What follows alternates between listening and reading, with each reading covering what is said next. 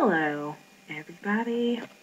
Um, Sorry I haven't been more consistent with making videos, and instead I was writing everything down. That's my sorry. Don't be mad though. But you know, things happen. I didn't always have internet. I didn't always have the energy or the time to make a video, but that's changing starting tonight. So it's June 2nd. Let's see what I did today. I got over my fear of caves. Yes. Thank you, Jesus. It was necessary. Like, oh my gosh. The first time I ever went to a cave, I was like 3. And it was a traumatic experience. I vividly remember not understanding why it was so dark, being conscious that I was going somewhere underground, and I don't do heights. And a nice white woman who somehow I managed to convince to carry me all the way down and all the way back up to daylight. Hallelujah. So wherever she is, God bless her soul. But anyway, so yeah, so here's the thing. This is what happened. So we're in Bandung, and Natalie's mom is just like, there's a cave and the shopping, and I'm like, oh yeah, cave. Okay, yeah. Like in the back of my mind, I'm thinking to myself, this is not gonna fly. Like, it's just not gonna happen. Um, but it ended up being very, very nice. We took some pictures in the cave, so those are up right now. Um, it was just honestly like we went to. Oh God, I'm gonna butcher this. It was Gao Goa Jiping. It was the cave of Japan. And getting there, I knew was going to be a challenge because I like legitimately almost hyperventilated. Like my roommate, God bless her soul, sweet little Bailey. We're the only two from North Carolina on this trip. We've been roommates since day one, and she was like, "Girl, I got you." So we linked arms and we're walking down. And at first, it was like step, da da step, da da step, da da.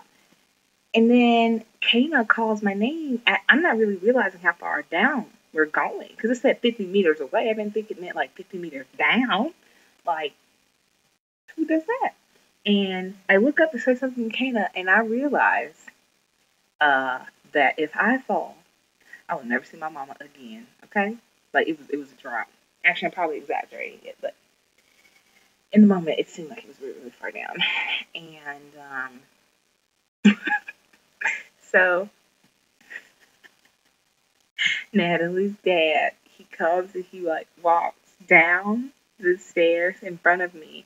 And that's just as I was saying, do people in Indonesia not believe in guardrails? And I look and I see there's a guardrail. So I was kind of like reaching out for that.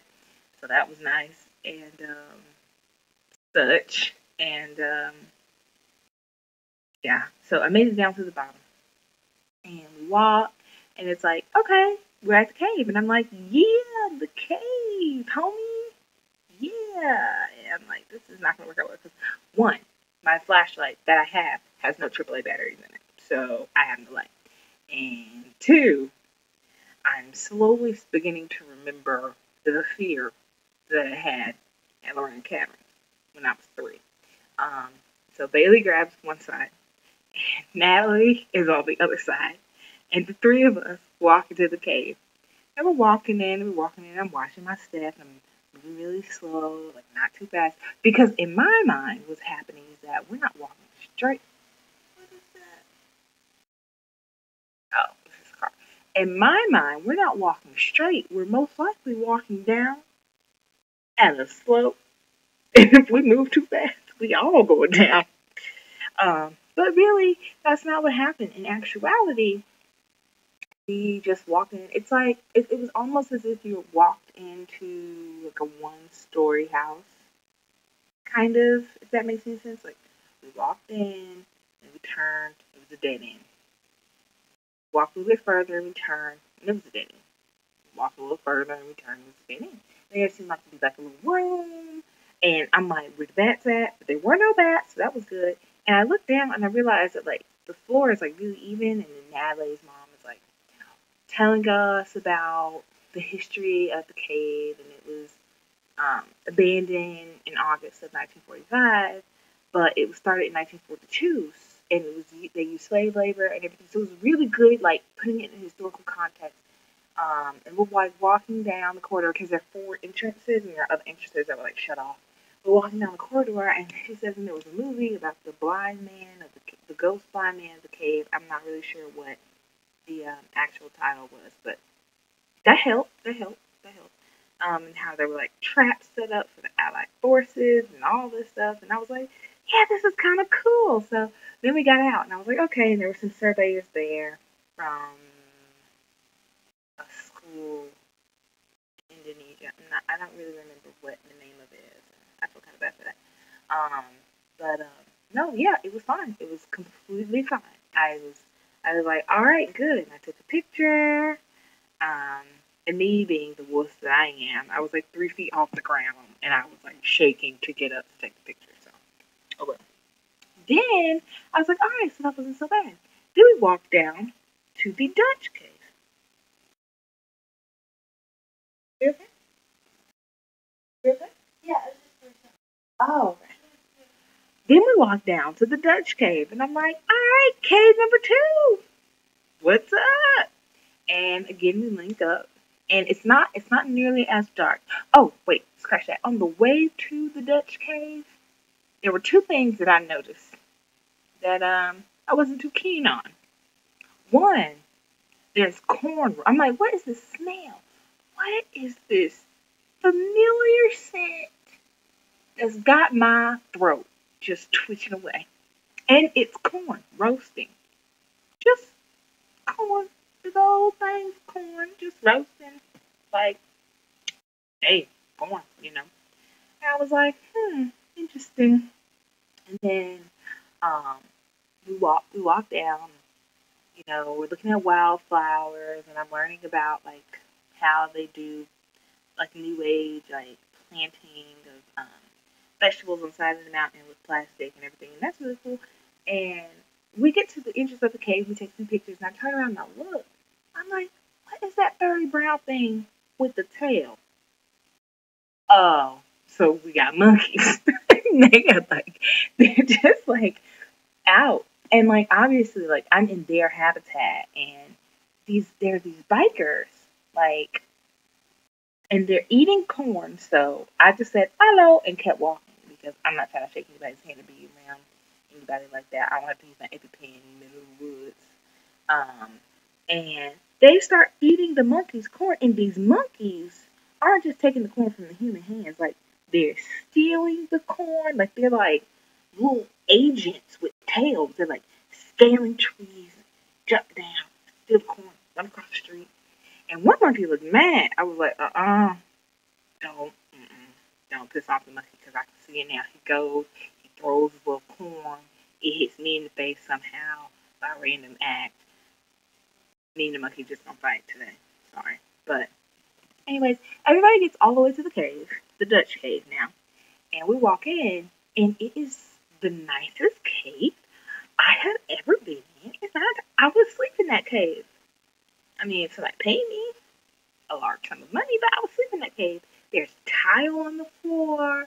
It's very well laid out. It's like a peak, and then like smooths down. It's got like these little hooks going up the sides. It was a very well laid out cave, and it was used as a water canal. And it was intricate, but it wasn't scary. Um, and they had all kinds of things. Like we saw a little hole I think they used for cooking. The Dutch really did that cave well. Like they knew what they were doing, and that cave was in 1918. So the Japanese cave was just like an attempt to mimic what the Dutch had already done with their cave. The Dutch cave was so cool. It was legitimately cool. And Dr. Nelly was like, and Mandy successfully got over her fear of caves. I'm like, yeah, I did.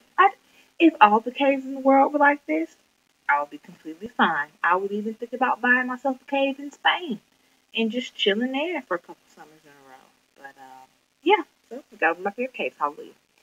And then it was time to leave, and I remembered how I got down there. And climbing things is my specialty. We need to get to safety, climb it. It is there. I have no problem. It's the going down. That's the problem. And I realized there were a lot of people there. There were like little field trips and people and stuff.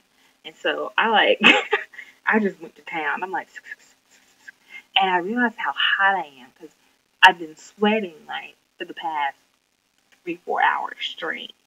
And like it was like literally the high point, the peak of the day. And so the same rail that I used to get down there to the caves, I reached out ever so gently to kind of use it to hoist myself up, and I lean, and it leans too. Thank God for my cat like reflexes because I had to save myself. And this Indonesian man, he's like, "Oh no, no good," and I was like, "Yeah, no good." What you mean? Oh no, no good. Like it's a surprise. I could have died, sir. But he was showing concern because he actually looked like if I had started fall, he would have grabbed me. But yeah, at any rate, I just ran all the way up, made it to the top, made it to like the water, and just stood there, got some water, talked with Liz, who's the other girl who's on the program with us, and there it was. There it was. So that was then it was time for my favorite meal of the day, lunch. hmm And today was the first day that I was like actually hungry because I was like not feeling good at all and like trying to burn out whatever was like messing with me. Because like some people say like the best thing to do when you're abroad and you're trying to get used to everything is through alcohol. Well, since I can't have alcohol, to me, if it burns my tongue, think about what it's gonna do in my intestines to this bacteria or virus that's trying to attack me. Mm-hmm. Hasta la vista, baby. Yeah. So I ordered, in my mind, I'm thinking I'm going to order some pasta with some chicken on the side. And it's going to be nice and grilled and like a chicken breast. No. I ordered baked chicken, and it was a thin American chicken is on steroids because I had a leg and a thigh.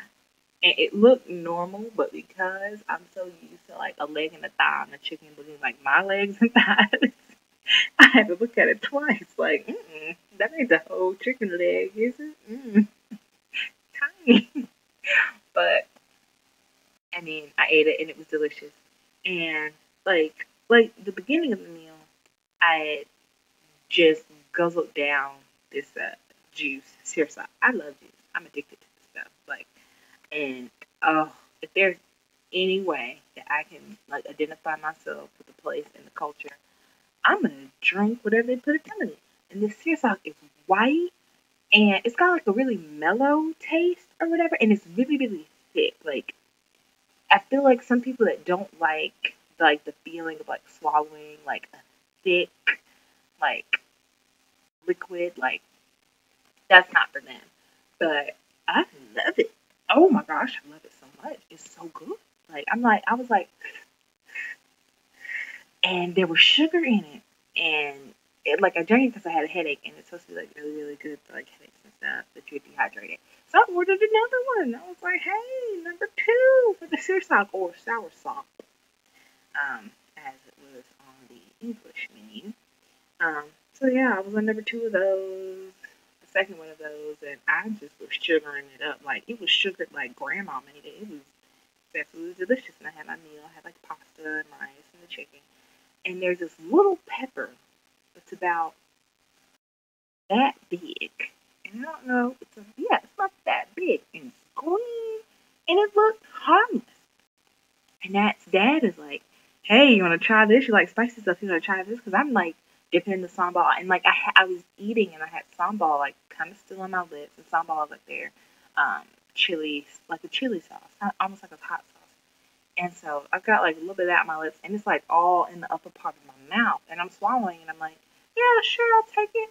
And so I bite the end, and I chew on it, and I don't feel anything. He's looking at me like he's waiting for a reaction because they're called firecrackers. Like he's like, yeah, people in business, like people I've been talking to, and and like different businesses around here, like they just pop these things like candy. So I'm like, it can't be that bad. Like, of course, it's a little pepper.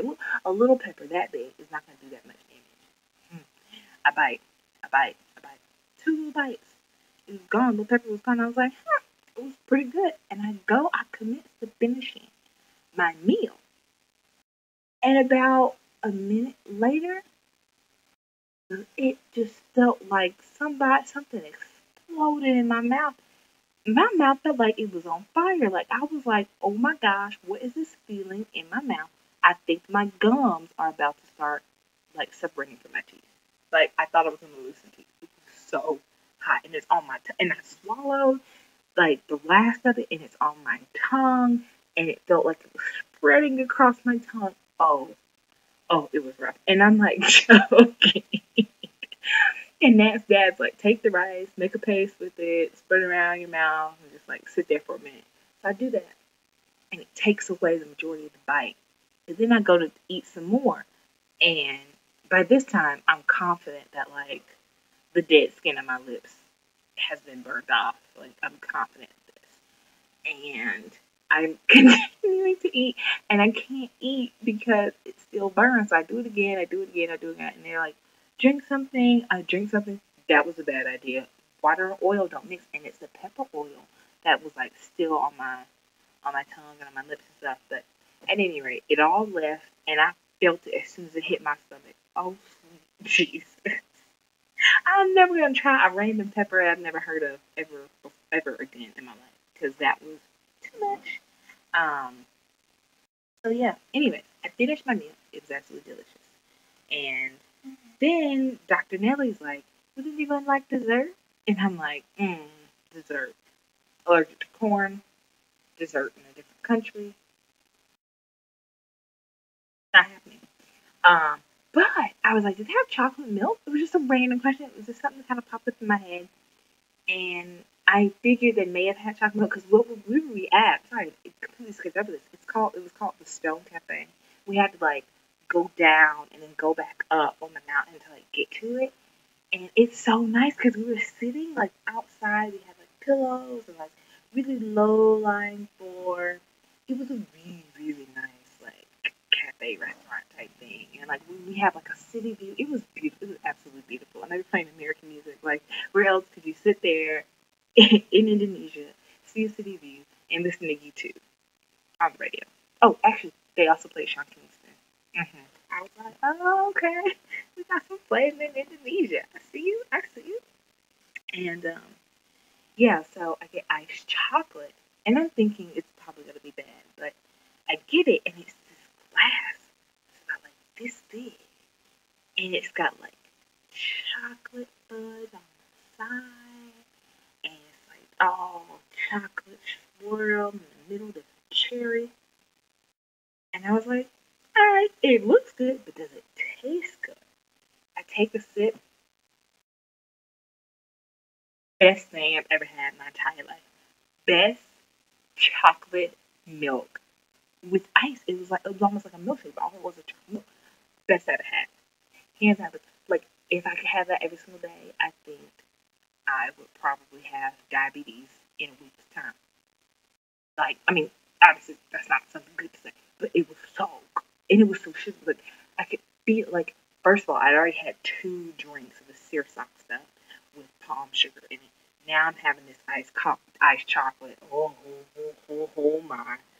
my goodness. Mm, mm, mm, mm.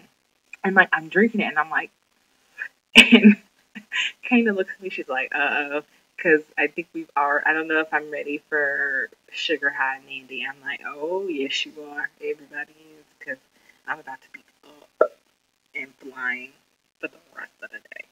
It was absolutely delicious. I finished it in like 2 minutes.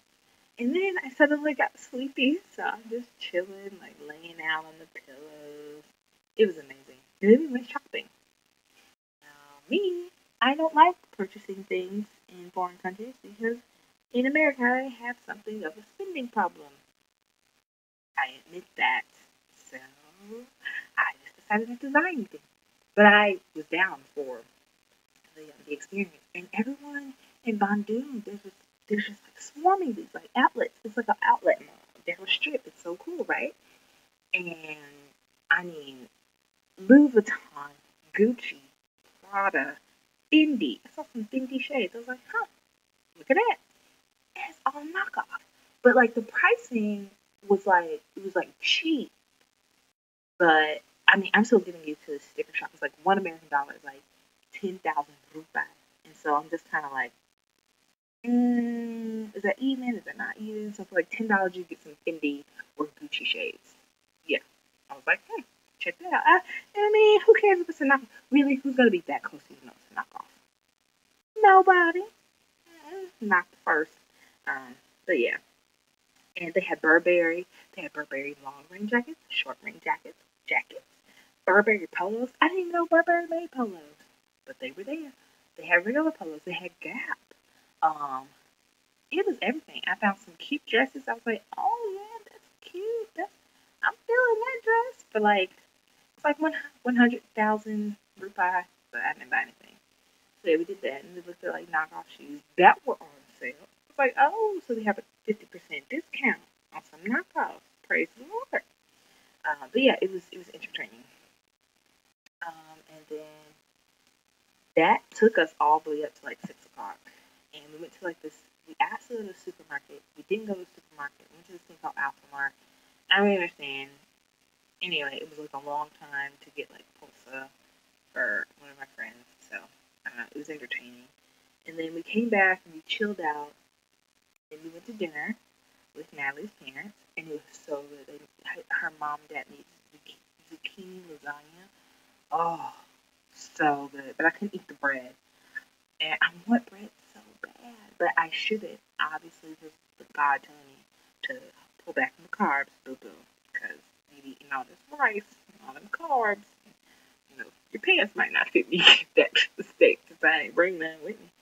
But um, I'm sorry, I'm slightly distracted because there's a lizard on my ceiling. More details about that later. So, um, yeah, but it was good. I had like 2 plates and like a little pepper and an orange, and it was good. I'm still full from that. I'll probably be full from that tomorrow morning sometime. And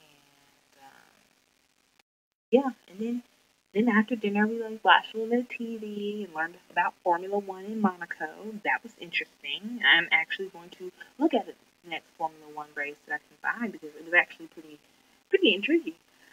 And we walked back here to Pa Bambang's place. Oh, while we were chilling out, he came in and he gave us this book. Actually, I'm not going to get into it because I'm not really doing that, but it's called like Letters from a Japanese Princess. It's actually really good. It's talking about religion and her take on Islam. She's like, how can I love a religion I don't know what they're saying? Like, of course, I can read the Quran, but I don't understand Arabic. How am I supposed to understand Arabic if I'm not in Arabia? So it was pretty interesting. I think that will tie into the player ball class. We decided we would have class Tuesday. We get to Yogyakarta. Um, but we walked in to the house that we're in right now. That makes this video in. And within 5 seconds, the biggest cockroach I had not a water bug. People always like, oh, are you sure it's a roach or a water bug? It was a cockroach. It was a cockroach. Okay, it was a cockroach. Biggest cockroach I've ever seen. Just trying to like run up to us like it's a human. Oh my gosh. It was at least that long, okay, and about that wide. It looked like a linebacker. Like if we had people that was proportioned like that cockroach was on our football team, we would never lose a game ever. So big. Oh geez, oh geez. And Avalon, she's like this fearless girl. She like killed it. Thank the Lord. And so we were all like worked up over that. So it's like, all right, we'll just go into our rooms, turn on the lights, we'll be fine. No, baby roach wants to come up out of nowhere in this piece. I was like, oh no. And then another big cockroach comes out of nowhere. Oh, I feel like I had the most extreme ups and downs. And then when I finally get into my room, I see this little lizard that's on the ceiling right now. And he's not that big. The cockroach honestly is bigger than this lizard.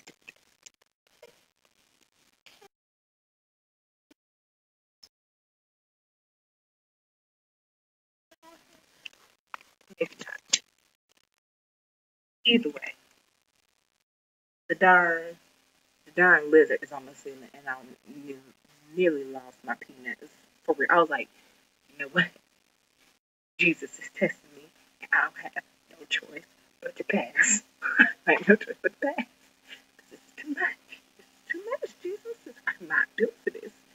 And then Kana's like, oh, Mandy, it's fine. Roaches, ants, that's fine. It's the snakes that you need to worry about. Hmm. I don't do no snakes. That's not what I do. No. And we're getting ready for bed, and another roach comes out of nowhere.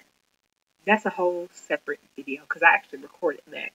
I want people to know that if anything happens to me, it's not my fault. It's the roach's fault. And I'm suing the Indonesian government. And then I almost broke my leg when I was taking a shower. Thank God for my cat like reflexes. I kicked the bucket and my roommate's like, are you okay? I'm like, oh, I just almost broke my leg. And she's like, okay. I've just been slipping and tripping and stuff all day long. But anyways, all in all, it was a good day. Today was a good day. I didn't have to use my EpiPen. I prayed at like 6 in the morning. Then there was a call to prayer that woke everybody up. I ate good food. I had a good time. It was amazing. Still love Indonesia, although these bugs are really getting to me. It was good. So that's all. I'll see you guys tomorrow. Hope everyone's having a great day. 12:57 in the U.S. I'm going to an Indonesian church in the morning, so since I don't know what the people will be saying, I need to be awake so I can smile and